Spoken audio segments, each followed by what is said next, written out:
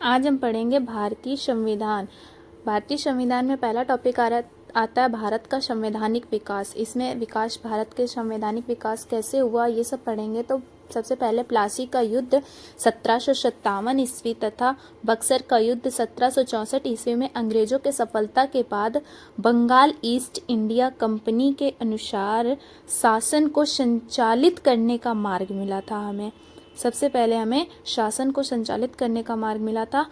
और फिर इसके बाद भारत में संविधान निर्माण से पूर्व ब्रिटिश संसद थे उनके द्वारा ऐसे अधिनियम को चार्टर भी बोल सकते हैं, तो ऐसे अधिनियम पारित किए गए जिन्हें हम भारतीय संविधान का आधार कहा जा सकता है। हम उन्हें भारतीय संविधान का आधार कह सकते हैं, जिसमें कि सबसे पहले आता है ब्रिटिश इंडिया कंपनी के अंतर्गत।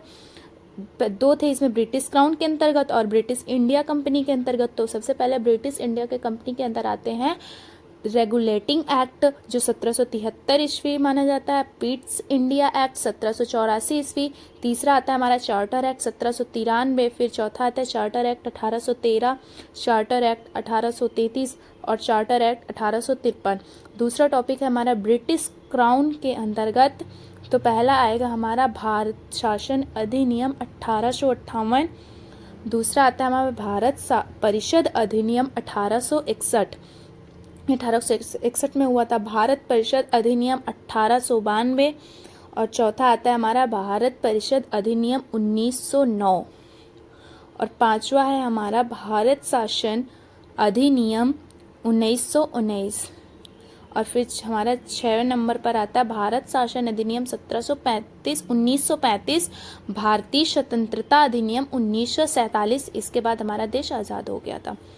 फिर सबसे पहले रेगुलेटिंग एक्ट के बारे में पढ़ेंगे। तो रेगुलेटिंग एक्ट 1773 में पहला मोस्ट इम्पॉर्टेंट टॉपिक है ब्रिटिश प्रधानमंत्री लॉर्ड नॉर्थ द्वारा 1772 ईस्वी में गठित गुप्त समिति, जिसे हम सीक्रेट कमिटी भी बोल सकते हैं, सीक्रेट कमेटी के प्रतिवेदन पर 1773 ईस्वी में ब्रिटिश संसद द्वारा रेगुलेटिंग एक्ट की स्थापना की गई थी। और दूसरा टॉपिक है हमारा इसका उद्देश्य। रेगुलेटिंग एक्ट का 1773 का जो उद्देश्य था, कंपनी के कार्यों को भारत तथा ब्रिटेन दोनों स्थानों पर नियंत्रित करना और तथा कंपनी के व्याप्त दोषों को समाप्त करना था। इसका यही एक उद्देश्य था। और तीसरा टॉपिक है हमारा कलकत्ता में उच्चतम न्यायालय की स्थापना का प्रावधान भी किया गया था 1773 ईस्वी में। और इसके अंतर्गत जो इसके एक मुख्य न्यायाधीश था तथा जो ये हमारे न्यायालय था उसमें एक मुख्य न्यायाधीश था और 3 अपर न्यायाधीश नियुक्त किए गए थे। और जब इसमें सर एलिजा एम्पे को, जो हमारी सर एलिजा एम्पे थी, उनको कलकत्ता उच्चतम न्यायालय का प्रथम न्यायाधीश नियुक्त किया गया तथा 3 अन्य जो न्यायाधीश थे, जो 3 और अन्य न्यायाधीश थे, उन्हें चैम्बर्स, लिमेस्टर, हाइड को न्यायाधीश बनाया गया था।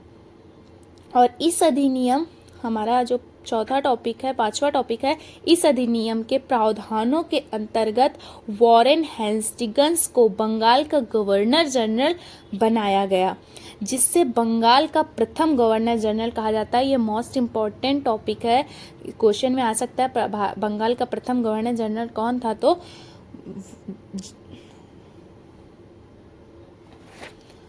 और फिर हम इसके बारे में पीट्स इंडिया एक्ट 1784 के बारे में पढ़ेंगे। तो रेगुलेटिंग एक्ट की विसंगतियों, कंपनियों के कुशासन अत्याचार के कारण कंपनी की गिरती साख को बचाने के लिए यह अधिनियम पारित किया था। दूसरा टॉपिक है इस अधिनियम के तहत इंग्लैंड में सरकार का विभाग बनाया गया, जिसे नियंत्रण बोर्ड ऑफ कंट्रोल कहा जाता है।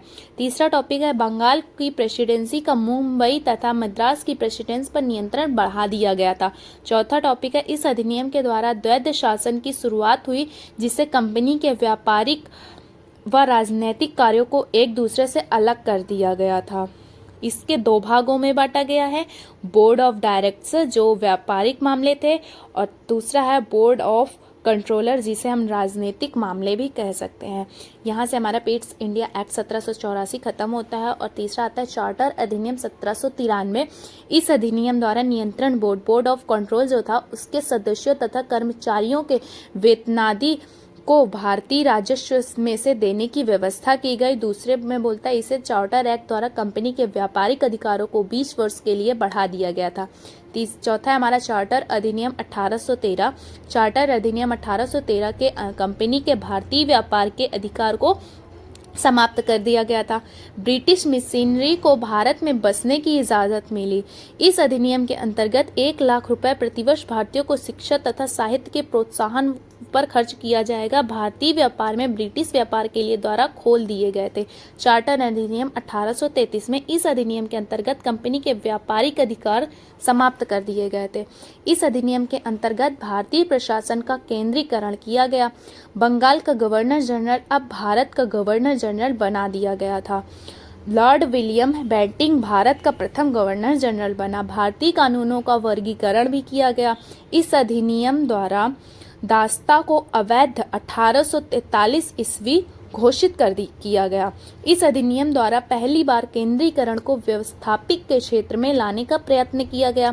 ब्रिटिश नागरिकों को भारत में भूमि खरीदने का अधिकार भी दिया गया था। चार्टर अधिनियम 1853 में इस अधिनियम के अंतर्गत सर्वप्रथम संपूर्ण भारत के लिए एक विधानमंडल ऑल इंडिया लेजिस्लेटिव काउंसिल की स्थापना की गई। विधि सदस्यों को गवर्नर जनरल के परिषद के पूर्ण सदस्य का दर्जा भी दिया गया। अब हमारा आता है भारत शासन अधिनियम 1858। इस अधिनियम द्वारा भारत का शासन ईस्ट इंडिया कंपनी से लेकर क्राउन ब्रिटिश को सौंप दिया गया। इस अधिनियम को भारतीय स्वतंत्रता का मैग्ना कार्टा तथा act for the government of India की संज्ञा दी गई थी।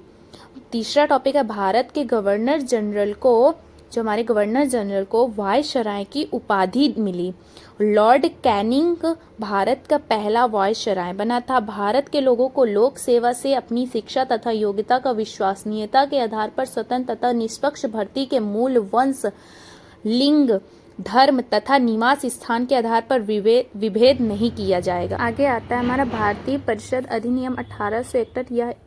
यह एक ऐसा अधिनियम था जिससे विभागीय प्रणाली और मंत्रिमंडलीय प्रणाली की नींव रखी गई और इस अधिनियम द्वारा ही एक भारतीय वासियों को अपने देश के प्रशासन में कुछ हिस्सा लेना संभव बनाया। गवर्नर जनरल को पहली बार अध्यादेश जारी करने की शक्ति प्रदान की गई। विधान परिषद की शक्ति की अत्यंत सीमित थी। इस अधिनियम में सर्वप्रथम भारतीयों को शासन में भागीदारी बनाने का प्रयत्न किया गया। मुंबई, चेन्नई तथा कोलकाता में उच्च न्यायालय की स्थापना भी की गई थी। 1862 में लॉर्ड कैनिंग ने 3 भारतीयों, बनारस के राजा, पटियाला के महाराजा और सर दिनकर राव को विधान परिषद में मनोनीत किया गया था। आगे आता है हमारा भारतीय परिषद अधिनियम 1892। इसमें इस अधिनियम द्वारा अप्रत्यक्ष चुनाव प्रणाली की शुरुआत हुई और इस अधिनियम द्वारा राजस्व एवं व्यय बजट पर बहस करने तथा कार्यकारिणी से प्रश्न पूछने की शक्ति दी गई थी और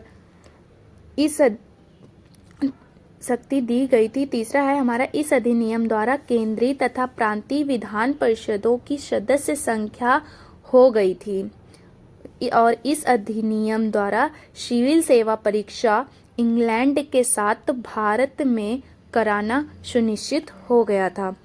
आगे आता है हमारा भारत सरकार अधिनियम 1909। इसमें पढ़ेंगे इस अधिनियम को मार्ले मिंटो सुधार के नाम से भी जाना जाता है। 1909 में लॉर्ड मार्ले इंग्लैंड में भारत के राज्य सचिव थे। लॉर्ड मिंटो भारत के वायसराय थे और इस अधिनियम में लॉर्ड मिंटो ने लॉर्ड मार्ले से कहा था, हम नाक के दांत बो रहे हैं, इसका फल भी भीषण होगा। इस अधिनियम में प्रांतीय विधान परिषदों की संख्या में भी वृद्धि की गई। इस अधिनियम द्वारा सर्वप्रथम भारत परिषद तथा वायसराय की कार्यकारिणी परिषद में भारतीय सदस्यों को सम्मिलित किया गया। इस अधिनियम के बाद ब्रिटिश शासकों ने फूट डालो और राज करो की नीति का अनुसरण किया और इसी कारण 1905 में तत्कालीन वायसराय लॉर्ड कर्जन द्वारा बंगाल का विभाजन भी किया गया था। आगे आता है हमारा भारत सरकार अधिनियम 1919। इस अधिनियम द्वारा प्रांतों में द्वैध शासन लागू किया गया। प्रथम भारतीय राज्य परिषद उच्च सदन तथा दूसरी केंद्रीय विधानसभा निम्न सदन।